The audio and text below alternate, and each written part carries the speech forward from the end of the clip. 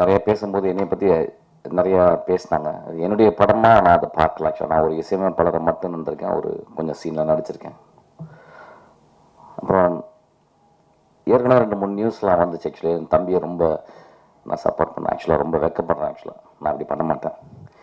நான் வந்து 3வது படம் எழுதிக்கிட்டு இருக்கும்போது ஒரு நாள் கதவை திறந்து தம்பி வந்து நான் உங்கள்ட்ட அசிஸ்டன்ட் டைரக்டராக ஆன் பண்ணுறேன்னு கீழே இருந்து செருப்பத்துக்கு அடிச்சிட்டேன். அது ஏன்னா வந்து நான் ஒரு அசிஸ்டன்ட் டைரக்டர் எப்படி எடுப்பேன், நான் வந்து நிறைய பேர் அசிஸ்டன்ட் டைரக்டர் வந்து படித்தவங்கள எடுப்பாங்க. நிறைய படிச்சுட்டு நான் நிறைய படிப்பை பற்றி சொல்லுவேன்.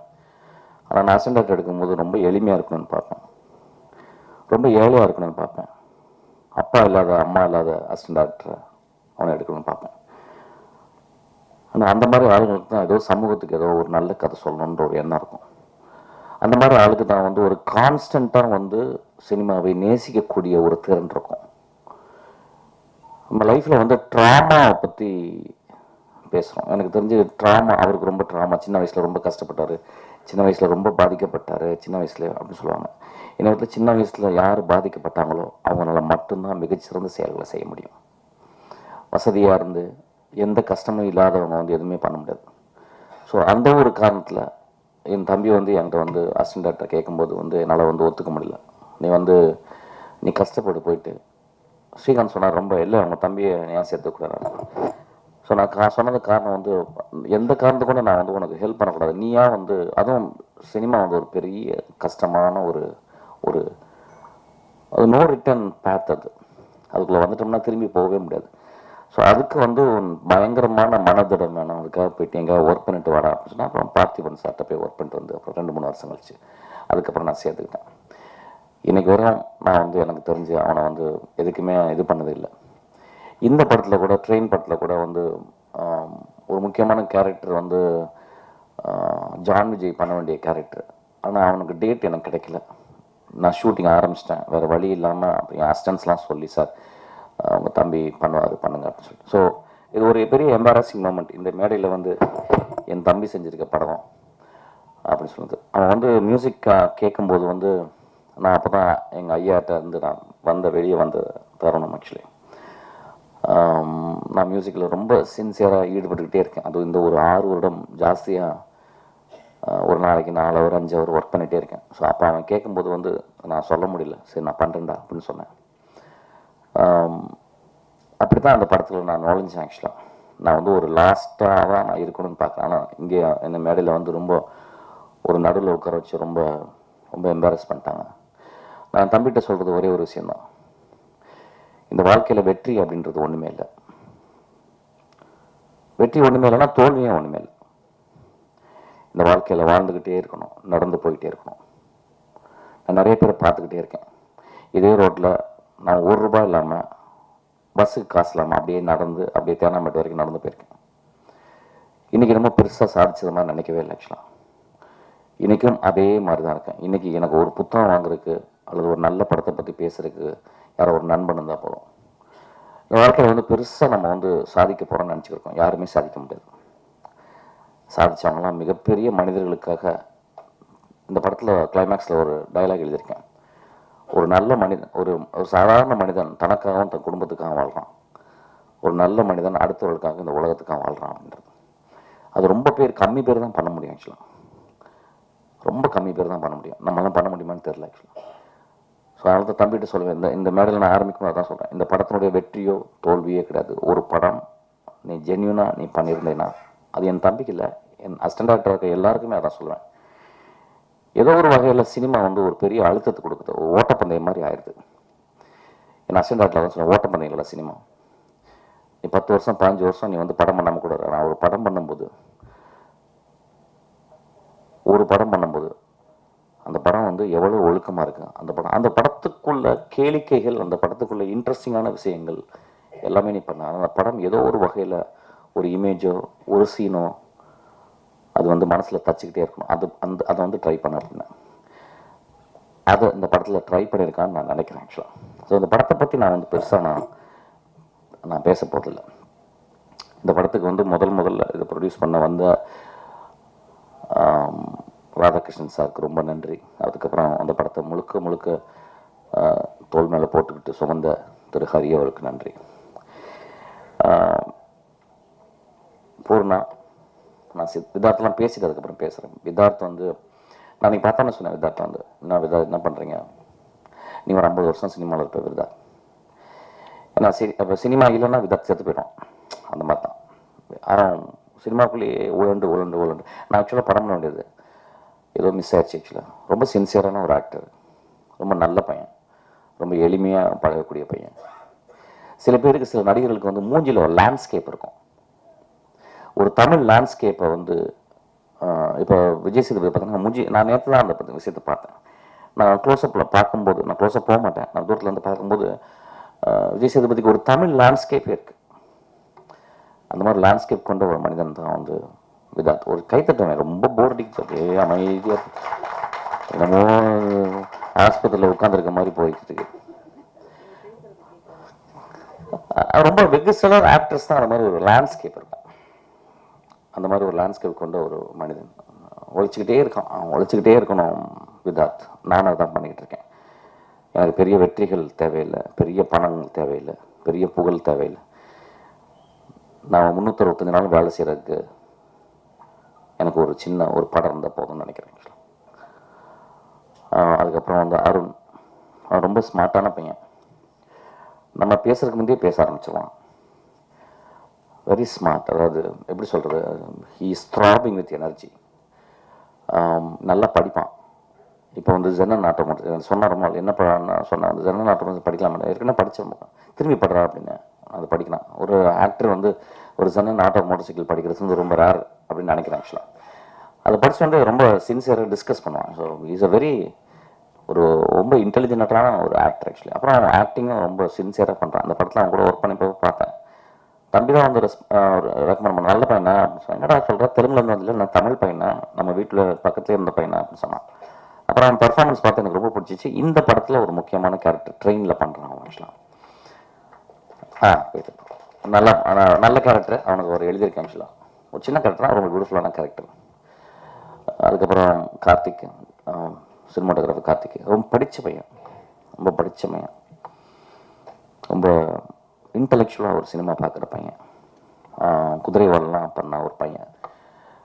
அவன் போனவொடனே கதை, எனக்கு என்ன மாதிரி கதை நீங்கள் அப்படின்னு சொல்லி கேட்பான். ஆக்சுவலாக எந்த கதையும் அப்படியே ஒத்துக்கிற ஒரு சினிமாட்டோகிராஃபர் கிடையாது. ஆக்சுவலாக என்கிட்ட வர கூட ரொம்ப, சார் நான் நீங்கள் எப்போயாவது நீங்கள் படம் பண்ணும்போது நான் இந்த படத்துக்கு நான் நல்லது ஜஸ்டிஸ் பண்ணுவேன் அப்படின்னு சொன்னால் எனக்கு கூப்பிடுங்க சார் சொன்னால் ஒரு ரொம்ப ரொம்ப மேன்மையான ஒரு பையன். இந்த படத்தில் வந்து நல்லா பண்ணியிருக்கான். ஆர்ட் டைரக்டர், ரொம்ப கஷ்டமான ஒர்க். ஆர்ட் டைரக்டர் பின்னாலேயே இருக்கணும். ஆக்சுவலாக அது யாரும் பார்க்க மாட்டோம், ஆனால் ரொம்ப செழுமையாக ரொம்ப அழகாக சிம்பிளாக பண்ணியிருக்கான். அந்த படத்தினுடைய எடிட்டரு. அதுக்கப்புறம் சேகர், எதுக்கு வந்து காலில் விழுந்தாலும் தெரியல. ஆக்சுவலாக நிறைய பேர் என்ன தியாகி மாதிரி ஆக்கிட்டாங்க. ஆக்சுவலாக நான் பார்க்கும்போது என்னமோ வாயிலாம் கட்டி ரொம்ப சத்து போன மாதிரி உட்காந்துருந்தேன். ஆக்சுவலாக காலெல்லாம் வந்து விழுந்தாங்க. காலில் விழுந்து வயசாயிருது. ஆக்சுவலாக நான் சாதாரணமாக வயசாகாது, இப்போ காலில் விழுந்து வயசாயிருது. ஆக்சுவலாக எனக்கு தெரியும், ஒரு 16-18 வருஷமாக எனக்கு தெரியும். சித்திரம் பேசுலேருந்து என் கூடவே இருக்கிறேன். ஆக்சுவலாக ஓடிக்கிட்டே இருக்கான். அப்படி அப்படியே ஓடி ஓடி ஓடி ஓடி ஓடி இன்னைக்கு வந்து ஒரு ஒரு ஒரு இன்னைக்கு ஒரு ப்ரொடியூசர் லெவலுக்கு வந்துட்டான். ஆக்சுவலாக சீக்கிரம் என் படத்தையும் பண்ணிடுவ போலடா நீ. ஆமாம், ரொம்ப எளிமையான பையன், ரொம்ப அன்பான பையன், ரொம்ப தன்மையான பையன். அதாவது ஒரு என் குடும்பத்தை சேர்ந்தவன் தான். எது ஓடி வருவான் அப்படி எதுக்கு அந்த மாதிரி பையன். அதுக்கப்புறம் ஸ்ரீகாந்த், ஒரு சினிமாவில் 30 வருஷம் நட்பு இருக்குமா அப்படின்னா டவுட் தான். பெரிய பெரிய நட்பெல்லாம் இருந்திருக்கு, பிரிஞ்சிருக்கு ஒரு காலகட்டத்தில்.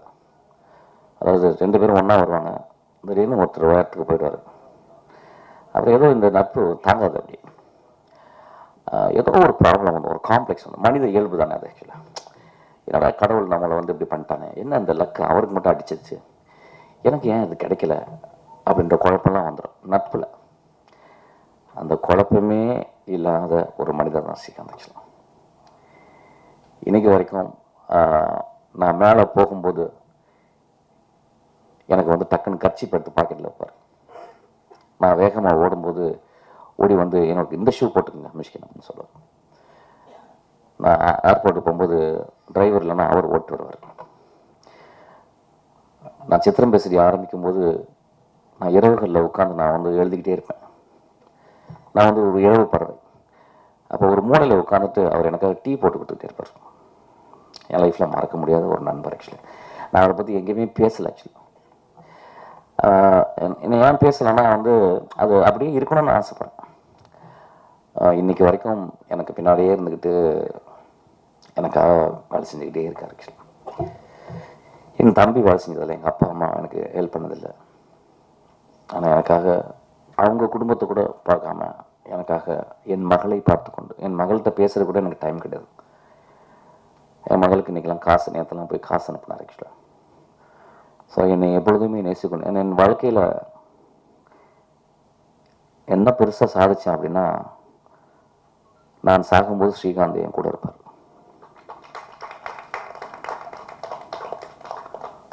வாழ்க்கையில் ரொம்ப நட்பு முக்கியம் ஐயா. நட்பு கிடைக்கவே கிடைக்காது. அம்மா அப்பா அது ஒரு ஆக்சிடெண்ட்டில் குழந்தை பிறகுது. அதுக்கப்புறம் நம்ம வளர்ந்து அம்மா அப்பா பார்த்துக்குறோம். ஆனால் எந்த ஒரு பிரதி உபரமும் எதிர்பார்க்காம ஒரு நண்பன் கூடவே இருக்கிறான் அப்படின்னா, ஏதோ என்னை நேசித்து கொண்டே இருக்கிறான். ஏதோ என் நேசத்தில் ஒரு அர்த்தம் இருக்குது. நான் இது வரைக்கும் இந்த அளவு ஒரு மனிதனை, ஒரு பெண்ணை நேசிச்சிருப்பேன்னு தெரியல. அந்தளவு நான் ஸ்ரீகாந்தை நேசிக்கிறேன். இன்றைக்கி தான் நான் சொல்கிறேன். ஆக்சுவலாக என்ன பேசுகிறேன், இந்த இதை இந்த இந்த காணொலியை பார்த்து என்ன ஆக போகுது அப்படின்னா, அதான் இப்போ எல்லாரும் பேசினாங்க, அந்த காணொலியை எவ்வளோ இன்ட்ரெஸ்டாக பார்ப்பாங்க அப்படின்னு எனக்கு தெரியல. ஆனால் ஏதோ ஒரு வகையில் பேசும்போது மனிதம், அன்பு ததும்பி வழிந்து கொண்டே இருக்கிறது. என் வாழ்நாள் முழுவதும் என்னை பார்த்து கொண்டிருக்கும் இந்த மகா மனிதனை பற்றி பேசுறது ரொம்ப சந்தோஷப்படுறேன். எல்லாருக்குள்ளேயும் நட்பு ரொம்ப ரொம்ப இம்பார்ட்டன்ட். அந்த நட்பு பிரிஞ்சிடும். ஒரு நாள் நட்பு பிரிஞ்சிருச்சு. ஒரு நாள் வந்து என்னை விட்டு போயிட்டார். ஒரு 4 வருஷம் கழித்து வந்து என்னுடைய பர்த்டே ஃபங்க்ஷன் அன்னைக்கு ஒரு 2 மணிக்கு திடீர்னு ஸ்ரீகாந்த் வந்து என்னை கெட்ட கெட்ட வார்த்தையாக திட்டுறார். திட்டிட்டு உட்காந்து அழுகுறார். என்ன சொல்கிறார், 4 வருஷம் என்னை பிரிஞ்சிட்டிங்களேன்னு சொல்லிட்டு. அப்போ என்னை கெட்ட வார்த்தை திட்டும்போது பக்கத்தில் இருக்கிறவங்க அவர் அடிக்க போகிறாங்க. அப்போ நான் சொல்கிறேன், டே உங்களுக்கு ஸ்ரீகாந்தை பற்றி தெரியாது. அந்த மாதிரி ஒரு மனுஷனை நீங்கள் லைஃப்பில் பார்த்துருக்க மாட்டீங்க. அவர் என்னை கெட்ட வார்த்தையில் திட்டலடா, தன்னை திட்டிக்கிறாரு அப்படின்னு. அதுக்கப்புறம் என் கூட வாழ்நாள் ஃபுல்லாக என் கூட இருக்கார். அதுக்கப்புறம் போயிட்டார். ஒரு வருஷம் போகும்போது காரில் போயிட்டே இருக்கும்போது ஒரு சினிமா தேட்டருக்கு போகிறேன். அப்போ என் மகள் உட்காந்து, அப்பா மாமா போகிறாருப்பா அப்படின்னு. ஏய் போய் போய் புட்றி அப்படின்னு. அவர் போயிட்டு அவரை போய் பிடிச்சா அவர் ஓன்னு உட்காந்து அழுகுறார். என் படங்களில் பார்த்தீங்கன்னா இந்த இந்த மாதிரி கருணையும் இந்த மாதிரி மனிதர்கள் தான் என் படத்தில் வியாபித்திருப்பாங்க. இந்த மாதிரி மனிதரை பற்றி தான் எழுதணும்னு நினைக்கிறேன் ஆக்சுவலாக. ஸோ அந்த மாதிரி ஒரு ஸ்ரீகாந்த் மேடையில் வந்ததே கிடையாது இது வரைக்கும். நான் வந்து 30 வருஷமாக 23 வருஷமாக நான் மேடையில் இருக்கேன். ஒரு மேடையில் கூட ஸ்ரீகாந்த் வந்ததே கிடையாது. இந்த மேடையில் எப்படியோ ஏற்றப்பட்டுட்டார். அதனால் நான் ஸ்ரீகாந்த் எனக்கு என்ன பேசுறதுன்னு தெரில. பேசிக்கலாம், நான் ரொம்ப பெரிய யோசிக்க மாட்டேன் என்ன பேசுனேன். ஓகே நீ நட்பை பற்றி பேசுவோன்னு நான் பேசுகிறேன். அதுக்கப்புறம் வந்து பூர்ணாவின் குழந்தைய இன்னைக்கு பார்க்கும்போது எனக்கு வந்து I was very mood actually. அந்த குழந்தைய காலை நான் தலையில் எடுத்து வச்சுக்கலாம். பூர்ணாவோட காலில் தலையில் எடுத்து வச்சுக்கலாம். அந்தளவு ரொம்ப நாளும் ஒரு பெண் ஆக்சுவலாக. வாழ்நாளில் ஒரு 10 பேரை நம்ம சந்திப்போம். ஒரு 100 வருஷம் நம்ம வாழ்ந்தோம்னா எனக்கு தெரிஞ்ச ஒரு 10 பேர் சந்திப்போம்.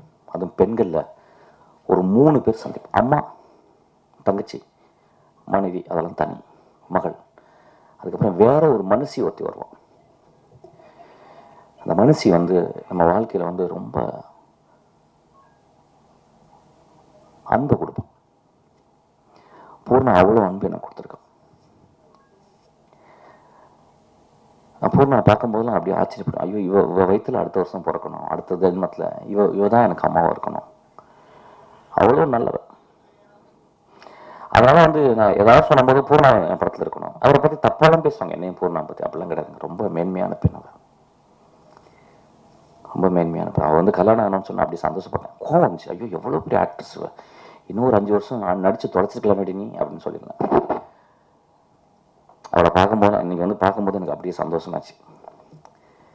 அவள் கல்யாணம் பண்ணவும் அங்கே போயிட்டு துபாயில் போய் கல்யாணம் பண்ணியிருக்கேன். இங்கே இருந்தாலும் போய் அப்பப்போ பார்க்கலாம் ஆக்சுவலாக.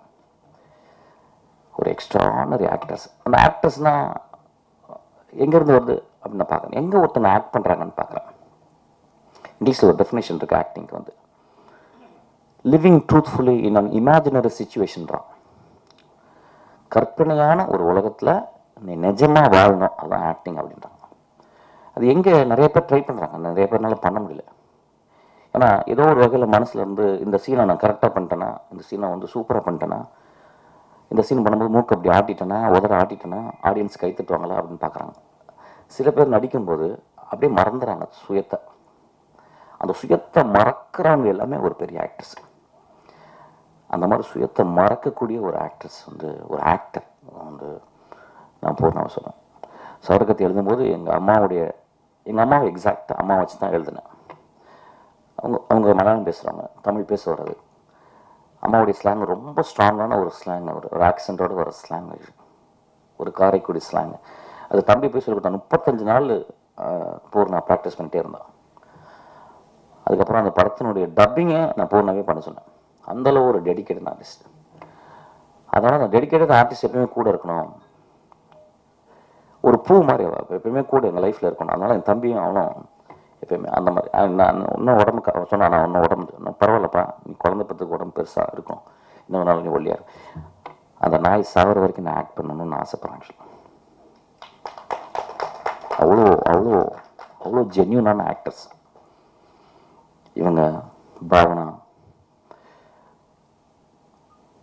ஸோ எனக்கு திரும்பியும் போடுறாங்க கதை எழுதுவேன் நினைக்கிறேன். ஐ திங்க் எந்த படம் கிடைக்காதுனாலும் என் படத்தில் கேரக்டர் இருப்பான்னு நினைக்கிறேன். ஸோ அதனால் ஐம் ஸோ மூவ்ட். இன்றைக்கி ஒரு பூர்ணாவை தாயாக பார்க்கும் பொழுது நான் ரொம்ப சந்தோஷப்படுறேன். அவள் வந்து என் குழந்தை, அந்த குழந்தை தூங்குற குழந்தை என் காலில் தொட்டு கும்பிட சொல்கிறான். என் குழந்தையோட உன் குழந்தை நல்லா வாழணும்னு நான் கடவுள்கிட்ட வேண்டிப்பேன். அப்புறம் தம்பியை பற்றி ஃபஸ்ட்டு பேசி திரும்பி வந்தேன். ரொம்ப எளிமையான பையன், கொஞ்சம் நிறைய தத்துன்னு பேசினான். ஆக்சுவலாக பேச ஆசைப்பட்றான், படிக்கிறான். அப்போ தான் படிக்கிறான். ரொம்ப செஞ்சு வாழ்க்கை கஷ்டம் தெரியுது. மொழி செழுமையாக இல்லை, மொழியில் மீனிங் இருக்குது, அர்த்தங்கள் இருக்குது. அதை நோக்கி போய்கிட்டு இருக்கேன். இன்னும் படிக்க வரும்னு நினைக்கிறேன். ஒரு கதை, ஒரு கயிறு மேலே நடக்கிற மாதிரி தான் ஒரு கதை. நான் அந்த கதையை எடுப்பேன்னு தெரியல. ஏன்னா ஒரு எழுத்தாளர், ரொம்ப முக்கியமான ஒரு எழுத்து, ரொம்ப அருமையான ஒரு மனிதர் ஆக்சுவலி பேசிக்கலாம். ஸோ அவருடைய கதை வந்து என்ன சொன்னான், ரொம்ப சந்தோஷமாச்சா, ஒரு நாவல்லேருந்து எழுதுறாடா, ஓகே அது வெற்றிமாறன் கேட்பான், வெற்றிமாறன் தான் பண்ணுவான், நீ பண்ணிட்டேடாத, சரி ரைட்டா அப்படின்னு சொல்லிட்டு அப்புறம் வந்து கதை கடைசி வரைக்கும் சொன்னான். ஆனால் நீங்கள் வந்து தலையிடவே கூடாது அப்படின்ட்டான். சரிடா, அது ஸ்கிரிப்டாக கூட இல்லை, நான் ஸ்கிரிப்ட் கொடுக்க மாட்டேன்னா அப்படின்ட்டான். சரி ரைட், நல்லதுடா. அந்த பிடிவாதம் இருந்தால் நீ வந்து லைஃப்பில் வந்துடுவேன். கடைசி வரைக்கும் ஸ்கிரிப்டை காட்டவே இல்லை. அப்புறம் வந்து சும்மா மேலோகமாக சொன்னான். அப்புறம் படத்தை காட்டினான். ஏன்னா நான் படத்தை காட்டி தான் நான் மியூசிக் பண்ணோம். அந்த படம் பார்த்து நல்ல படம் அப்படிலாம் சொல்ல மாட்டேன் அவங்கள்ட்ட. நான் சும்மா அது தம்பியை இது பண்ணுற மாதிரி. ஆனால் நிறைய இடங்களில் வந்து ரிஸ்க் எடுத்திருக்கான். ஒரு பெண் உடைய பிறழ்வு, அவள் பெண் அப்படியே அந்த காமத்துக்குள்ளே போகிறது, காமமாக தெரியாமல் கஷ்டப்படுறது, நல்ல ஒரு மெச்சூரான கதைகள் நிறைய. என்ன கதைகள் சொல்கிறோம் அப்படின்றது வந்து ரொம்ப பெரும் குழப்பம் இருக்குது. அதனால் இப்போ வந்து நான் பார்த்துட்டேன், இப்போ நிறைய படங்கள் பார்த்தீங்கன்னா இந்த வீடியோ கேம் மாதிரி கண்டினியூஸாக சுட்டுக்கிட்டே இருக்காங்க, கொடன்னு சுட்டுக்கிட்டாங்க. ஹெலிகாப்டர் சம்மந்தமே இல்லாமல் வீட்டுக்குள்ளெல்லாம் வருது, ஏன் வருதுன்னே தெரில. என் படத்துலையும் கிளைமேக்ஸில் ஒரு சின்ன ஹெலிகாப்டர் வேணும்னு அப்படி வர வச்சுட்டு போயிட்டுருக்கேன். அதுக்காக தானு சார் சொன்னேன். தானு சார் எப்படின்னா எது கேட்டாலும் 100 தந்துடுறாரு. நான் ஒன்று சார் ஒரு வண்டி 100 வண்டி அனுப்பிடுறான்ப்பான்றாரு. நான் ஹெலிகாப்டர் சும்மா சொன்னேன், உடனே வந்துட்டு அவர் ஹெலிகாப்டர் கொண்டாங்கன்னு போயிட்டார். சார் இல்லை சார், நான் வேணும்னு என் படத்தில் தூரத்தில் ஒரு ஹெலிகாப்டர் வர மாதிரி காட்ட போகிறேன் சார் அப்படின்னு நான் சொல்லியிருக்கேன் ஆக்சுவலாக. ஸோ என்ன கதைகள் பண்ணுறதுன்னே தெரியல. அப்புறம் இந்த பையன் என்னங்க புரியல, 10 நிமிஷமா. அப்புறம் இவன் வந்து ஒரு கதை, ஒரு ஒழுக்கம், ஒரு நியாயம் அதில் இருக்கு. அது எப்படி பண்ணுனா, அது எப்படி சுவையாக இருந்துச்சுன்னா ஆடியன்ஸ் தான் வட்டி கொடுக்கணும். நான் சொல்லக்கூடாது. இங்கே நிறைய பேர் சொன்னாங்க நல்ல படம், நான் அப்படிலாம் சொல்ல மாட்டேன். நல்ல படம்லாம் ஓடிது தான். நந்தலால நல்ல படம் தான், ஓனா ஆட்டுக்குட்டி நல்ல படம் தான். இந்த போன வாரம் ஜப்பானில் ஓனா ஆட்டுக்குட்டி வந்து போட்டுட்டு ஒருத்தர் ஜப்பான் ப்ரொஃபஸர் கூப்பிட்டு பேசுகிறாரு என்கிட்ட, படம் ரொம்ப நல்லா இருந்துச்சுன்னு. அப்படிங்களாங்க, தமிழ்நாட்டில் நல்லா இல்லைங்க அப்படின்னு. ஸோ அது நல்ல படம் அப்படிலாம் கிடையாது. ஆனால் ஒரு படம் நன்றாக மனது ஆழத்திலிருந்து நிஜமா நான் நல்ல படம்னு எடுத்த படம் எல்லாமே வாழ்நாள் பொழுது நல்லா இருக்கும். உதிரி போட்டல் நம்ம மறக்க முடியுமா? ரஜினிகாந்த் சொல்றாரு வந்து, போன தங்கச்சி திருப்பி வந்து கட்டி பிடிச்ச அழுகுறா, யோ போயா அப்படின்னா, இது போதாத அந்த படத்தை மறக்க முடியுமா? ஸோ ஒரு நல்ல படம், வாழ்க்கையை சொல்லக்கூடிய படம், வாழ்க்கையை எப்படி வாழ வேண்டும் என்று சொல்லக்கூடிய படம், எப்படி நேசிக்கப்பட வேண்டும் என்று சொல்லக்கூடிய படம், எதற்காக வாழ்கிறோம் என்ற கேள்விகளை எழுப்புகிற படம், அது நல்ல படம் தான். இதில் அந்த மாதிரி சில கேள்விகள் இருக்கு. ஸோ அதனால I think for us it's considers a decent film. படம் எப்படி சுவையாக இருந்தது, எப்படி நல்லா இருந்துச்சுன்னா பத்திரிக்கைக்காரங்க எழுதணும், அதுக்கப்புறம் படம் பார்த்துட்டு அது நல்லா இருக்குன்னு சொல்லணும். So that rest up to the audience and the people. இந்த மேடையில் வந்து படம் நம்ம நல்லா பண்ணியிருக்கேன் நம்ம சொல்கிறது வந்தது. ஸோ அந்த படத்தில் அந்த மாதிரி ஒரு விஷயம் இருந்துச்சு. அப்புறம் மியூசிக்கு நான் ஐயாட்ட இருந்து வந்தவொடனே சண்டை, கண்டினியூஸாக சண்டை, நான் சண்டை போட்டுகிட்டே இருக்கேன், அவர் என்னை திட்டிக்கிட்டே இருக்காரு. அப்புறம் ஒரு ரொம்ப மனசு கஷ்டமாயிடுச்சு. அப்புறம் இனிமேல் வந்து வெளியே வரும்போது இப்படி ஒரு கொடுத்துருக்கான். சரி என்ன பண்ணலாம், என்னுடைய குருநாதர் இப்போ ரீசெண்டாக ராம்மூர்த்தி, அவர் வந்து ஒரு 2 வருஷமாக எனக்கு அவர் மியூசிக் சொல்லி கொடுத்துருக்காரு. நானும் ஒரு 6 வருஷம் படிக்கிறேன். ஸோ அதனால் வந்து சரிடா எனக்கு புதுசாக எதாவது பண்ணலாம் அப்படின்னு சொல்லிட்டு இந்த படத்தில் இறங்கியிருக்கேன். ரீரெக்கார்டிங் வந்து இந்த துருவோட்டு இந்த படத்தில் வந்து ஒரு கம்ப்யூட்டர் ஜெனரேட்டட் மியூசிக், அதாவது ஏதாவது ஒரு லூப்பில் இருந்து எந்த எதுவுமே எடுக்கலை. முழுக்க உண்மையாக இருக்கிற, ஃபார் எக்ஸாம்பிள் வயலினிஸ்ட்னு இருக்காங்க நம்ம ஊரில், நிறைய பேருக்கு தெரியாது. இங்கே எக்ஸ்ட்ராடினரி வயலினிஸ்ட் அந்த ஸ்ட்ரிங் செஷனில் உள்ளவங்க, எனக்கு தெரிஞ்ச கல்யாண் சார், அதுக்கப்புறம் செல்லிஸ்ட் சேகர், இவங்க இன்டர்நேஷ்னல் லெவலுக்கு இவங்க பெரிய ஆளுங்க. ஆனால் இன்னைக்கு அவங்கள நிறைய யூஸ் பண்ணாமல் கம்ப்யூட்டர் ஜெனரேட்டாகவே நிறைய, ஆனால் இந்த படத்தில் அப்படி இல்லாமல் முழுக்க ஒரு லைவ் இன்ஸ்ட்ருமெண்ட்லேயே பண்ணணும்னு சொல்லிட்டு நான் பண்ணியிருக்கேன். ஆக்சுவலாக அப்புறம் ஒரு பரவாயில்லாமல் பண்ணியிருக்கேன். ஒரு 36 மார்க்குக்கு ஒரு ரீரெக்கார்டிங் பண்ணியிருக்கேன். நான் எப்பயுமே அப்படி தான் எய்ம் பண்ணுவேன், 36 மார்க்கு வந்தால் போதும் அப்படின்னு. அந்த மாதிரி ஒரு 36 மார்க் எய்ம் பண்ணியிருக்கேன். ஒரு 5-6 பாட்டு போட்டிருக்கேன். பாட்டு வந்து எப்பயுமே சின்ன வயசுலேருந்து பாடிட்டே இருப்பேன், நான் கம்போஸ் பண்ணிகிட்டே இருப்பேன், நானும் எழுதி பாடுவேன். அந்த மாதிரி இதில் வந்து எனக்கு ரொம்ப இதில் பிடிச்ச பாட்டு வந்து ஒரு கடவுளுக்கு ஒரு கோரிக்கை அப்படின்ற ஒரு பாட்டு, ஒரு திணவு பாட்டு எனக்கு ரொம்ப பிடிச்ச பாட்டு. அது வந்து நல்ல படத்தில் கம்போஸ் பண்ணியிருக்கேன். அதுவும் ஒரு 36 மார்க்கு பாஸ் போடலாம். 100 மார்க் வாங்கவே முடியாது. 100 மார்க் வாங்கக்கூடிய ஒரே மனிதர் இளையராஜா மட்டும்தான் அவர். அதுக்கப்புறம் ஒரு Rahman. So I cannot think about walking equal to them. They are always, they are far ahead actually. ஒரு இன்ட்ரெஸ்டில் இந்த படத்தை நான் பண்ணியிருக்கேன் மியூசிக்கு. இப்போ இந்த படத்துக்கும் அந்த பாட்டை கேட்டுட்டு தானு சார் சொன்னார், தம்பி இந்த படத்துக்கு நீங்களே பண்ணுங்கன்னாரு. இந்த படத்தை பண்ணுறேன். 2 பேரை பற்றி நான் சொல்லணும். இந்த படத்தை நான் பண்ணிக்கிறதுனால இப்போவே ப்ரமோஷன் ஆரம்பிச்சிடலாம் இருக்கேன். நான் பார்த்து இவ்வளோ வருஷம் 23 வருஷம் நான் ஒரு நிறைய ப்ரொடியூசரோடு பழகிருக்கேன். தானு சார் மாதிரி ஒரு ப்ரொடியூசர் நான் பார்த்ததே இல்லை. என்னை ஒரு குழந்தை மாதிரி பார்த்துக்கிறாரு. யூஸ்வலாக எந்த ப்ரொடியூசரும் எனக்கு பிடிக்காது. ஆக்சுவலாக நான் ஒர்க் பண்ண ப்ரொடியூசர்லாம் நான் ரொம்ப மோசமானவன் அப்படின்லாம் சொல்லுவாங்க. நிறையா செலவு பண்ணுறேன் அப்படின்னாங்க. அதெல்லாம் போய் அப்படின்னு அவர் சொல்கிறார். ஆக்சுவலாக அந்தளவு என்னை பத்திரமா பார்த்துக்கிறாரு. அப்புறம் என் தம்பி விஜய் சேதுபதி, இந்த படத்துக்கு வந்து நான் வந்து எனக்கு அவ்வளோ சின்சியராக ஒர்க் பண்ணுறான். இந்த கதையும் கிட்டத்தட்ட இன்ட்ரோல் வரைக்கும் நான் முடிச்சிட்டேன். ஆக்சுவலாக எடிட் பண்ணி பார்த்தேன், ரொம்ப எக்ஸ்ட்ரானரியாக பண்ணியிருக்கேன். எனக்கு ரொம்ப சந்தோஷம். விஜய் சேதுபதி வந்து இன்னொரு பரிமாணம் விஜய் சேதுபதிக்கு இந்த படத்தில் கொடுத்துருக்கான். இந்த படம் டெவில்ன்ற படம் நல்லா இருந்தால் மட்டும் நல்லா இருக்குன்னு எழுதுங்க. நல்லா இருந்தால் மட்டும் இந்த படத்தை பார்த்து பக்கத்து வீட்டில் சொல்லுங்கள், இந்த படம் ஓடட்டும். நன்றாக இருந்தால் இந்த படம் ஓடும் தம்பி, நன்றாக இல்லாட்டினா ஓடாது. ஓடாதுன்னா பரவாயில்ல, ஓடு, நீ ஓடிட்டே இரு. வாழ்க்கையில் வெற்றியும் இல்லை தோல்வியும் கிடையாது. வாழ்க்கையில் ஓடிக்கிட்டே இருக்கணும். நன்றி, தேங்க்யூ.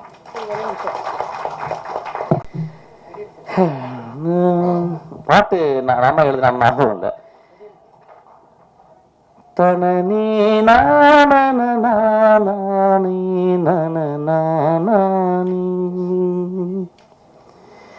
தினநானி நனனி நானி நனநானி தனநானா தின நீனா நனநானே தனனே நான. போதும்ல, தேங்க்யூ. நீங்கள் வந்து டைரக்டராக இருக்கீங்க, பாடல் ஆசிரியராக இருக்கீங்க, அப்புறம் வந்து மியூசிக் டைரக்டராக இருக்கீங்க, அப்புறம் வந்து சிங்கராகவும் இருக்கீங்க. எது வந்து ரொம்ப ரசித்து பண்ணுவீங்க, எது உங்களுக்கு கஷ்டமாக இருக்குது? எனக்கு எழுதுறது அதாவது எப்படி எழுதுனா நீங்கள் நம்ப மாட்டீங்க. இந்த கடந்த ஒரு 4-6 படங்கள் எழுதும்போது, கிளைமேக்ஸ் எழுதும்போது எனக்கு வந்து ஹெமரேஜ் வந்துடும். அதாவது ஹெமரேஜ்னா ரத்தம் வரும் அப்படி. அந்த அளவு இன்டென்ஸாக நான் எழுதணும்னு ஆசைப்படேன். எழுத்து வந்து ரொம்ப ரொம்ப சின்சியரு. இப்போ எழுத்தை விட மியூசிக் ரொம்ப எனக்கு பிடிச்சிருக்கு. அனிமே என்னுடைய சினிமா வாழ்க்கை முடிந்து போன பிறகு வீணை பாலச்சந்தர் மாதிரி என் வாழ்நாள் முழுதும் நான் வந்து மியூசிக்லேயே இருந்து செத்து போவேன்னு நினைக்கிறேன். ஆக்சுவலாக தேங்க்யூ. டேரக்டர் சார், டேரக்டர்ஜி, மிஸ்கின் சார், இந்த படத்துக்கு டெவில்னு அண்ணா மிஸ்கின் சார் பேர் வச்சாரா இல்லை அவரை பார்த்து நீங்கள் வச்சிங்களா? மிஸ்கின்ஸ் டெவில் தான் அது. ஒரு கேட்சியான ஒரு நேம் இது. இந்த கதைக்கு தேவைப்பட்டது அந்த பேர். ஆமாம், இதில் எல்லாருமே வந்து டெவலாக தான் இருப்பாங்க. அதுக்கப்புறம் வந்து படத்துடைய எண்ணில் வந்து கடவுளாக மாற்றப்படுவார்கள். சார், அது மாதிரி மிஸ்கின் சார், நீங்கள் பேசுகிறப்ப சொன்னீங்க, நான் அந்த இன்னொரு ஹீரோ இருக்கார்லாம், தெலுங்கு இனி அவரை பற்றி பேசுகிறப்ப நான் எழுதியிருக்கேன் அப்படின்னீங்க. ஆக்சுவலாக தம்பிக்கு எழுதி ஏதாவது சப்போர்ட் பண்ணியிருக்கீங்களா இல்லை தம்பியே தான் கதையா? நான் அவர் பேசுகிறப்ப ஃபுல்லாக நான் எழுதினேன் பேசினேன் அப்படின்னு சொல்லி சொன்னார், படித்தேன் புக்கு அப்படின்ட்டு இருந்தேன். இல்லை, இந்த படத்துக்கு எனக்கு சம்மந்தமே இல்லை சார். எனக்கு ஆக்சுவலாக வந்து அவன் வந்து தேவி பாரதி சாருடைய கதையை அவர் திரைக்கதை எழுதி முடிச்சுட்டு என்கிட்ட காட்டக்கூட இல்லை ஆக்சுவலாக. ஸோ அதனால் வந்து இந்த படம் முழுக்க என் அசிஸ்டன்ட் எழுதுனா சந்தோஷம் இல்லை சார். இளையராஜா சார் கூட ஏற்கனவே சண்டை வருத்தம் அப்படின்னீங்க. இப்போ இன்னும் கோச்சிக்க மாட்டார், ஏன்னா அவர் ரொம்ப கோவக்காரரு. இப்போ நீங்கள் மியூசிக் டைரக்டராக இருக்கிறதுல இன்னும் அந்த சண்டை ஜாஸ்தி ஆகிடாதா? அப்படிலாம் ஒன்றுமே இல்லைங்க. அவர் சண்டை போட்டால் அவர் ரொம்ப பெரிய ஞானி. அவர் பெரிய பெரிய குழந்தை மனசுக்காரரு. நான் ஒரு 24 மணி நேரம் நினைக்கிறேன். அவர் 24 மணி நேரத்தில் ஒரு செகண்ட் என்னை நினைப்பாருன்னு நினைக்கிறேன். ஆக்சுவலாக அந்த அளவு அவர் நேசிச்சுக்கிட்டே இருக்கேன். லாஸ்ட் ஒரு கொஸ்டின். அந்த அளவு அவர் வந்து அவரும் என்னை நேசிக்கிறார். நல்லா தெரியும். அவனும் சொல்ல மாட்டாரு, ஏன்னா அவ்வளோ உயரத்தில் இருக்கவர் சொல்ல மாட்டார் ஆக்சுவலாக. ஆனால் நிஜமா என்னை ரொம்ப நேசிப்பார் ஆக்சுவலாக. நான் அவர் நேசிச்சுக்கிட்டே இருக்கேன். பூர்ணா, எந்த நடிகைக்கும் கிடைக்காது. மிஸ்கின் சார் சொல்லிட்டாரு, உங்களை வந்து அம்மாவாக நினைக்க போகிறேன், வந்து பையனா வந்து நீங்கள் பாருங்கன்னு. இப்போ அவர் பையனா நினைச்சீங்கன்னா, அவருக்கு ஒரு அட்வைஸ் பண்ணீங்கன்னா என்ன அட்வைஸ் பண்ணுவீங்க? இதெல்லாம் அவர் சேஞ்ச் ஆகும்னு நினைப்பீங்க? அவங்க வந்து அவங்களுக்காக வாழறது இல்லை, but I want him to live for him at least once அப்படின்னு நினைப்பீங்க. Because he always think about others. His happiness அவங்க யோசிக்கிறதும் எனக்கு தெரியவே இல்லை. நான் ஒர்க் பண்ணுறேன் எப்போல்லாம் எனக்கு அவங்கள like I have worked with him, I know him. நான் ஃபோனில் பேசும்போதெல்லாம். So I told you recently also, like கல்யாணம் பண்ணிக்க சொல்கிறேன் ஆக்சுவலாக. அவள்தான், வேற ஒன்றும் இல்லை. இன்னொரு கல்யாணம் இல்லை. என் மனைவி இருக்காங்க, என் மகள் இருக்கா ஆக்சுவலாக. போதும். ரொம்ப அதான் சொல்கிறேனே, பூர்ணா பற்றி சொல்லும்போது புரியாது நிறைய. எப்படி ஒரு நடிகையை பற்றி இப்படி பேச முடியும்ன்றாங்க. அவள் நடிகையே கிடையாது. என் வாழ்நாளில் மிக முக்கியமான ஒரு பெண் ஆக்சுவலாக வந்து. அவ்வளோ சின்சியராக சொல்லுவாள் ஆக்சுவலாக வந்து. ஏன் ஒரு கல்யாணம் கூட பண்ணிக்க மாட்டேன்றீங்கன்னா, இது பரிதாபம்லாம் ஒன்றும் இல்லைங்க. ரொம்ப சந்தோஷமாக இருக்கு. கல்யாணம் பண்ணுறாங்களா எவ்வளோ கஷ்டம் தெரியும்ல உங்களுக்குலாம். நான் வந்து சும்மா ஜாலியில் ஜிம்கானாக இருக்கேன் ஆக்சுவலாக. இதோட முடிச்சுக்கலாம். நன்றி, வணக்கம். ட்ரெயின் போயிட்டு இருக்குது, அடுத்த சந்திப்புல சந்திப்போம். இப்பதான் கொஞ்சம் சூடு இருக்கு, என்ன அப்படி பண்றேன்னு பரவாயில்லையா? இல்ல, யூஸ்வல் என்னன்னா பிரஸ் மீட்ல கேள்வி கேட்டா ரொம்ப பயந்து போய் ஐயோ என்ன பண்ண போறாங்க அப்படில. அதாவது எனக்கு தெரிஞ்ச முதல் படத்துல இருந்து அந்த நண்பர் தெரியும். முதல் படத்துல இருந்து இவங்கெல்லாம் பார்த்துக்கிறேன் ஆக்சுவலா வந்து. ஸோ அதனால எனக்கு கொஞ்சம் கூட பயம் இல்லை. தேர் அப்சல்யூட் ஸ்வீட் ஆர்ட்ஸ். கேளுங்க சார், ஒன்னு 2-3 கேள்வி கேட்கலாமா? என்னம்மா உனக்கு பிரச்சனை? உனக்கு எனக்கு பிரச்சனை இல்லை. இல்ல, அடுத்ததுல நீ தான் காம்பியரா? இல்ல இல்ல, ஷோ படம் இருக்கு. சொல்லுங்க. இல்ல, அதாவது நட்பு உடைந்து போகுதல் வந்து அதுவும் ஒரு இதுதான். எனக்கு தெரிஞ்சது கூட நட்பு இருந்ததே கிடையாது. என்னோட இருந்த எல்லா நட்பும் ஒரு சிறந்த நட்பு தான். அப்போ ரவிக்குமார்னு ஒரு இன்ஸ்பெக்டர் இருக்கான். அவன் வந்து ஒரு வருஷத்துக்கு 2 தடவை தான் நீ வந்து பார்ப்பான். 2 நிமிஷம் தான் பார்ப்பான். ஆனால் அவ்வளோ பாந்தமாக இருக்கும். அப்புறம் என் கூடவே ராஜுன்னு ஒரு நண்பர் இருந்தார், இன்னும் இருந்துகிட்டே இருக்கான். அப்புறம் ஜோயல்னு ஒரு நண்பர் தான் என் கூட இருந்தான். அவனும் ஸ்ரீகாந்த் மாதிரி தான் ஆக்சுவலாக. நடுவில் பிரிஞ்சு போயிருக்கான். ஆனால் நான் எப்பொழுதுமே அவனை நினைத்து கொண்டே இருக்கிறேன். ஆக்சுவலாக அவனும் என்னை அப்படி நேசிப்பான். கோவம் இருக்கும் அவனுக்கு, ஆனால் எனக்கு அவன் மேலே ஒரு துளி கூட எனக்கு கோவம் இல்லை. ரொம்ப நல்ல பையன், ரொம்ப என்னை நேசிக்கிற பையன். ஆக்சுவலாக ஒருவேளை அவனுக்கு கோவம் வந்திருக்கலாம், அந்த கோவத்தில் நியாயமும் வந்திருக்கலாம். ஏன்னா ஒவ்வொருத்தரும் ஒவ்வொரு வெர்ஷனில் பேசுகிறாங்க. நட்பு பிரியும் போது என் வெர்ஷன் ஒன்று அவன் வெர்ஷன் அப்படி பிரிஞ்சு பேசிக்கிட்டோம்ல, அப்படி கிடையாது. அதெல்லாம் மீறி அந்த நட்பு ரொம்ப அழகான நட்பு. இல்லை சார், நடிப்புன்றது வந்து ஒரு வருஷத்துக்கு 2-3 படம் பண்ணலாம் சார். காசு ரொம்ப கம்மியாச்சுன்னு நடிக்கலாம் ஆக்சுவலாக. நான் அப்படிதான் யோசிக்கிறேன். ஏன்னா நான் கேட்குற சம்பளம் கொடுக்கவே முடியாது ஆக்சுவலாக. ரொம்ப மோசமாக சம்பளம் கேட்குறேன் ஆக்சுவலாக. ஆனால் அப்பயும் இல்லை, துரத்தி கொடுக்குறாங்க ஆக்சுவலாக. ஆனால் ஒரு படமாக பண்ணிக்கிட்டே இருக்கும்போது இயக்குனராக ஒர்க் பண்ணும்போது என்னால் நினச்சி பார்க்கணும். இப்போ ஒன்றும் இல்லை, இப்போ வந்து ஒரு நம்ம விஷ்ணு விஷாலுடைய தம்பில் படத்தில் வந்து டைரக்டர் மிஷ்கினாவே நடிக்க ஒரு கதை எழுதி என்னை கேட்டிருக்காங்க ஆக்சுவலாக. இப்போ அந்த படத்தில் டேரக்டராகவே நடிக்கிறேன். அது ஓகே, ஒரு 3 நாள் ஓகே. நம்ம விக்னேஸ்வரன் வந்து ஒரு 25 நாள் கேட்டான், என்னால் முடியலடா அப்படின்னு சொல்லிட்டேன். நானும் கொஞ்சம் சம்பளம் பெருசாக கேட்டேன், அதுவும் கொடுக்க முடியல, நல்லா மாட்டேன்ட்டான் போல ஆக்சுவலாக. வெரி ஸ்வீட் பாய் ஆக்சுவலாக. அந்த படம் பெரிய ஹிட் ஆகும், ரொம்ப இன்ட்ரெஸ்டிங்கான படம் அந்த படம் ஆக்சுவலாக. நான் மிஸ் பண்ணிட்டேன். பட் ஆனால் இப்போ விஜய் சேதுபதி ஒர்க் பண்ணிக்கிட்டு இருக்கேன். என்னால் நினச்சி கூட பார்க்க முடியல. அது வந்து பிரிஞ்சு நான் கிட்டத்தட்ட வந்து அது ஸ்பாட்லேயே ஒரு வீடு எடுத்து தங்கிட்டேன் ஆக்சுவலாக. ஸோ அந்தளவு அங்கே ஒர்க் பண்ணிக்கிட்டு இருக்கோம். So I cannot think about இன்னொரு படத்தில் போயிட்டு இப்போ நடிக்கிறதுக்கு டைமே கிடையாது. எதுலண்ணா? இல்லை விஜய் சேதுபதி படத்தில் நான் வந்து டேரக்டராக தான் இருக்கிறேன். மிஸ்கின் சாருக்கு தான் இந்த பெரிய நன்றியை சொல்லணும். ஏன்னா அவங்க சித்திரம் பேசுதடி படம் ரிலீஸ் ஆனது போது நான் கூத்துப்பட்டிலிருந்து ஒரு நண்பர் மூலமாக நான் சாரை வந்து ஃபோனில் இன்னும் இதுவரையும் நான் சொன்னதில்லை, ஃபோனில் பேசியிருக்கேன். நான் அந்த ரிலீஸ் ஆன போது என்ன பாசிட்டிவான அவர்கிட்டருந்து வாழ்த்து கிடச்சதோ ஸ்டில் இன்றைக்கி இங்கே வந்து மீட் பண்ணும்போதும் அதே எனர்ஜி தான். அவர் வந்து பிளெஸ்ஸிங் எப்போதுமே மிஸ்கின் சார் வந்து பிளஸ் பண்ணுறது. நீ கவலைப்படாத, நீ இன்னும் 50 வருஷம் நடிப்ப, நல்ல முயற்சி பண்ண, நல்லா நடிப்ப அப்படிங்கிற ஒரு பாசிட்டிவான எனர்ஜி கொடுக்குற ஒரு இயக்குனர். ஆக்சுவலாக இந்த படத்தில் நடிக்கிறதுக்கு முன்னாடி மிஸ்கின் சார் ஒரு படம் பண்ணுறதா இருந்தது. அவர் கூட தான் பயணிக்கிற மாதிரி ஒரு ட்ராவல் ஒரு தடவை நான் ஆஃபீஸில் மீட் பண்ண ஸ்ரீகாந்த் சார் சொல்லி தான் போனோம். அந்த டயத்தில் தான் இப்படி ஒரு படம் எடுக்கும்போது எனக்கு சாமி சார் வந்து இப்படி ஒரு படம் இருக்குது வாங்க அப்படின்னு. அதனால் நன்றியை வந்து மிஸ்கின் சாருக்கும் ஸ்ரீகாந்த் சாருக்கும் சேர்த்து சொல்லிக்கிறேன். இப்படி ஒரு வாய்ப்பை வந்து ஒரு காட்டி விடுறது இருக்குல்ல, அது அப்படி தான் அந்த படத்துக்குள்ள நான் வந்தேன். சாருடைய சவரக்கத்தி படம் பார்த்துருக்கேன், பியூட்டிஃபுல் மூவி. அவர் கூட பயணிக்கிறங்கிறது ரொம்ப ஆவலாக இருந்தது. ஆனால் ஆதித்யா சார் வந்து இந்த படத்தில் நான் நல்லா பண்ணியிருக்கேன்னா அதுக்கு மெயின் காரணம் ஆதித்யா சார். நான் இதுவரை எந்த படத்துலையும் நான் நடிச்சிருக்கேன், டைரக்டர் சொல்லி நான் பண்ணிடுவேன். ஆனால் இந்த படத்தில் நான் நடித்தது பூரா அவர் முன்னாடி முதல்ல நடிச்சிருவார், அதுக்கப்புறம் தான் நான் நடிச்சுவேன். அதை பார்த்து இந்த நடிப்போடைய எல்லாம் நல்லா பண்ணியிருக்காங்கன்னு சொன்னாங்கன்னா அதுக்கு முழு காரணம் ஆதித்யா சார் தான். Beautiful actor. ஏன்னா அவர் ஆக்சுவலாக அந்த ஒரு சாங் இருக்குது, நான் அதை போடுவாங்கன்னு நினச்சேன், அது போடல. நானே இங்கே பார்க்க நாவலாக இருந்தது. அந்த சாங் எடுக்கும்போது எனக்கு ஒரு பயம் இருந்தது, ஐயோ நான் என்ன ஆடுறது, இப்படி ஒரு பாட்டு இருக்குது, அந்த கிஸ்மி கமான் கிஸ்மி சாங்கு. எனக்கு ஒரு பயம். சரி அந்த பொண்ணு எப்படி இருக்காங்கன்னா அந்த பொண்ணு ட்ரெஸ்ஸை பார்த்தா இன்னும் பயம் வந்துருச்சு, எப்படி எடுக்க போகிறாங்க, ஐயோ நமக்கு வராது, அந்த பொண்ணு மாஸ்டர் வேறு இருக்காங்கன்னு. இவர் அதை பற்றிலாம் கவலையே பண்ணல, வந்து இதெல்லாம் வராங்க அப்படி நில்லுங்க அப்படின்ட்டு. இவர் அந்த பொண்ணு மாதிரி வந்து நின்று பாருங்க, பியூட்டிஃபுல். ஆக்சுவலாக இவர் பண்ண அளவுக்கு அந்த பொண்ணு பண்ணல, நாங்கள் பண்ணல, அதான் உண்மை. அவ்வளோ பிரமாதமாக பண்ணார். ஆக்சுவலாக நான் அந்த படம் பார்த்தோன்னா பொதுவாக வந்து நம்ம எங்கே படிக்கிறோமோ அதோட பிரதிபலிப்பு எங்கேயாவது வந்துடும். சில பேருக்கு என்னென்னா படித்த இடத்தோடைய அடையாளத்தை விட்டுட்டு வேறு ஒன்று பண்ணலான்னு தோணும். சில பேருக்கு பியூட்டிஃபுல்லாக ஒன்று படிச்சு அது மாதிரி வரலேன்னு தோணும். அவர் படித்த ஸ்கூல் மிஸ்கின் சார்ட்ட அதோட பாதிப்பு கண்டிப்பாக அந்த படத்தில் இருக்குது. எனக்கு படம் பார்க்கும்போது நல்லா தெரிஞ்சு மிஸ்கின் சாரோடைய படம் எப்படி இருக்கும், எவ்வளோ அழகாக, எவ்வளோ குவாலிட்டியாக, எவ்வளோ தன்மையாக அழகாக இருக்குமோ அதே குவாலிட்டி நான் அதில் பார்க்குறேன். நீங்கள் நல்லா படிச்சிருக்கீங்க, அது மட்டும் நல்லா தெரியுது அங்கே.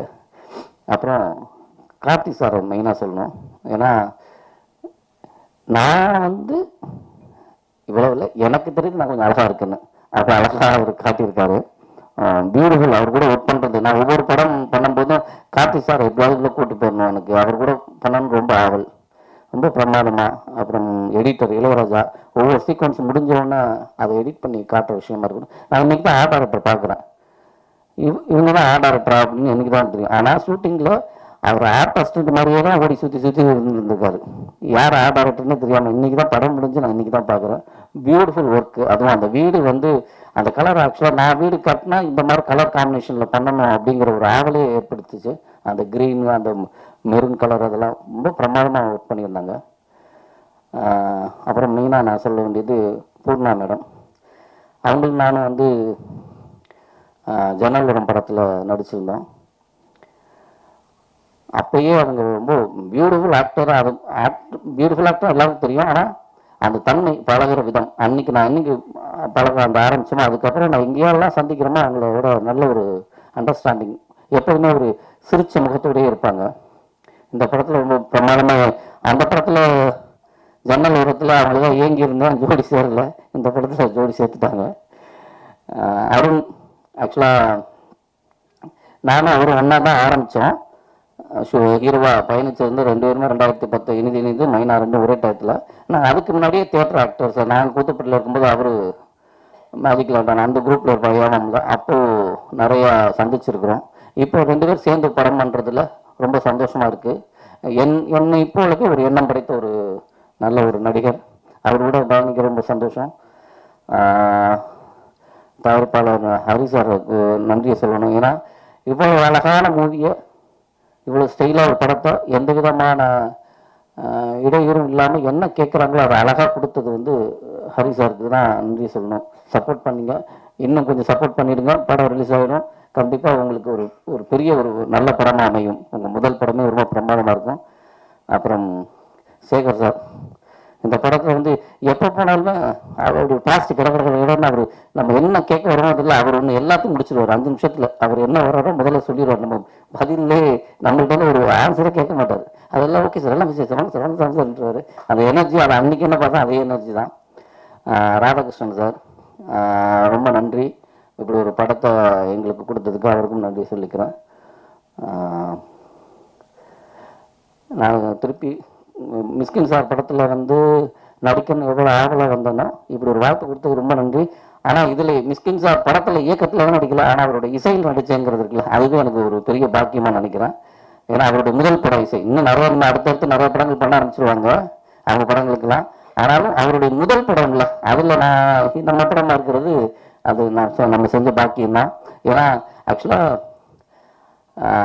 மியூசிக் பண்ணதில்லை, நான் மியூசிக் பண்ணும்போது அவன் என்னடா பண்ணுறான் அவனால் வர சொல்லு அப்படின்னு சொல்லி அங்கே சாங் கம்போசிங் நடக்கும்போது கூட நான் ஸ்டூடியோவில் எனக்கு ஒரு வாய்ப்பு கொடுத்தாங்க பார்க்குறதுக்கு. ஒரு ஃபுல் டே அங்கே உட்காந்துருந்தேன். அவங்க பண்ணுற விஷயங்களை நான் இதுக்கு முன்னாடி எந்த மியூசிக் டைரக்டரோட உட்காந்து நான் பார்த்ததில்லை. அப்படி வாய்ப்பு சும்மா அதுக்கு வந்து பாரு அப்படிங்கிறது இருக்குல்ல, அது வந்து பெரிய விஷயம். ரொம்ப சந்தோஷமாக இருந்தது அந்த தருணம். ரொம்ப நன்றி சார். திருப்பி உங்களுக்கு தான் சொல்லணும், ரொம்ப நன்றி. தேங்க்யூ. இந்த படம் பிப்ரவரி 2 ரிலீஸ் ஆகுது. கண்டிப்பாக எனக்கு என் கேரியரில் இந்த படம் எனக்கு ஒரு பெஸ்ட் படமாக இருக்கும், அதில் மாற்று கருத்தே கிடையாது. எனக்கு ரொம்ப பிடிச்ச படம். நான் படம் பார்த்துட்டேன், ரொம்ப சந்தோஷமாக இருக்குது. சாமி சார் ரொம்ப நன்றி. தேங்க்யூ. ஏன்னா இந்த மாதிரி படங்கள் நல்ல படங்கள் அதெல்லாம் இது பண்ணுறதுக்கு ஒரு நல்ல ஒரு ப்ரொடியூசர்ஸ் தேவை. அது என்ன புரிஞ்சுக்கிட்ட ஹரி சாருக்கு ரொம்ப நன்றி. மிக முக்கியமானவர் வந்து நம்ம என்னுடைய நண்பர் ஞானசேகர். அப்புறம் இந்த படம் வந்து நடக்கிறதுக்கு மிக முக்கியமான ஒரு பர்சன் வந்து என்னன்னா நம்ம ஸ்ரீகாந்த் அண்ணா. ரொம்ப நன்றி அண்ணா. அப்புறம் என்னுடைய கேமராமேன் பற்றி சொல்லணும். ரொம்ப அருமையாக பண்ணியிருக்காரு. நீங்கள் படம் பாருங்கள், அவருடைய ஒர்க் நல்லா தெரியும். பூர்ணாவுக்கு வந்து ரொம்ப நன்றி சொல்கிறேன். ஏன்னா பூர்ணா வந்து கிட்டத்தட்ட எல்லா படங்கள்லையும் பூர்ணா இருக்கிறாங்க. ஏன்னா இந்த படம் வந்து எனக்கு எப்படி வரணும் அப்படின்னா ஒரு மௌனராகம் அந்த மாதிரி ஒரு டச்சில் எனக்கு அந்த ஒரு ஃபீலில் இருக்கணும்னு எனக்கு ரொம்ப ஆசை. அதில் ரேவதி ஒரு இது இருப்பாங்க, அந்த ஃபீல்டில் எனக்கு நடிக்கணும் அப்படின்ற ஒரு இது. அதனால தான் அதை எனக்கு எழுதும் போதே பூர்ணா வந்துட்டாங்க. எனக்கு ஒரு ஸ்கார்சி வந்து எப்படி தேர்ந்தெடுப்பார், ராபர்ட் டினிரோவும் ஜோ பெஸியும் எப்பயுமே நடிப்பாங்க அவங்க படத்தில். அது என்னவா இருந்தால் ஒரு சின்ன சீனாக இருந்தாலும் நடிப்பாங்க. ஸோ அந்த மாதிரி ஒரு நடிப்பு பேய் அவங்க. அதுக்கப்புறம் வித்தார்த் சாரை பற்றி நான் பேசணும். வித்தார்த் சார் வந்து இந்த கதையை வந்து நான் எடுத்துகிட்டு போகிறேன் சார். நான் கதை எழுதும் போதும் ஒரு வக்கீல் கேரக்டர் அது. அந்த வக்கீலில் வந்து ஏன் நான் வக்கீல், டேரக்டர் கூட கேட்டேன் ஏன் நான் வக்கீல் அப்படின்னாரு. ஸோ அந்த கதை எழுதி முடிச்சோன்னு எனக்கு வந்துச்சுன்னா அந்த வக்கீலை பற்றியான ஒரு கதை, லாயர் பற்றியான ஒரு கதை, அவன் ஒரு அப்பர் கிளாஸான ஒரு பர்சன். அவன் பென்ஸு எப்பயுமே வந்து நல்ல ட்ரெஸ் பண்ணுவான், நல்ல சென்ட் பர்ஃப்யூம் போடுவான், எல்லாம் இது பண்ணுவான். பட் ஆனால் அவன் வந்து அவனோட மனசில் வந்து அவன் நீதியை வந்து வச்சிருக்கான். ஆனால் அப்படின்னா அந்த நீதி வந்து அங்கே தவறப்படுகிறது. அதனால் பெரிய பிரச்சனைகள் அவனுக்கு வந்து அவனுடைய வாழ்க்கையில் வருது. ஸோ இதுதான் படம். ஸோ அவருக்கு ரொம்ப தேங்க்ஸ் பண்ணிக்கிறேன், வித்தார்த் சாருக்கு. ரொம்ப நல்லா பண்ணியிருக்காரு. அவர் என்னன்னா நான் நல்லா நடிச்சேன்னு சொல்கிறார், அது இல்லை, அவர் தியேட்டர் ஆர்டிஸ்ட். அவருக்கு தெரியும், அது வந்து ரொம்ப ஹம்பிளாக அதை வந்து சொல்கிறாரு. அப்புறம் நான் அருணை சொல்லணும். அருணும் வந்து நல்ல சூப்பராக ஒர்க் பண்ணிட்டார் இந்த படத்தில். ரொம்ப தேங்க்ஸ். ரொம்ப ஒரு சாமிங்கான ஒரு பர்சன், நல்ல எனர்ஜெட்டிக்கான ஒரு பர்சன்னு. ஸோ படம் நல்லா வந்திருக்கு. என்னுடைய ஆர்ட் டைரக்டருக்கு அப்புறம் என்னுடைய எடிட்டருக்கு நான் வந்து ரொம்ப நன்றி சொல்லிக்கிறேன். மறுபடியும் இந்த படத்துக்கு உதவியாக இருந்த ராதாகிருஷ்ணன் சார் அப்புறம் ஹரி சாருக்கு என்னுடைய நன்றி. இன்னைக்கு வரைக்கும் பயங்கரமாக சப்போர்ட் பண்ணுறாங்க 2 பேரும். ஸோ அந்த படம் நல்லா பண்ணியிருக்கேன், நல்லா வரும். Thank you so much. Thank you sir.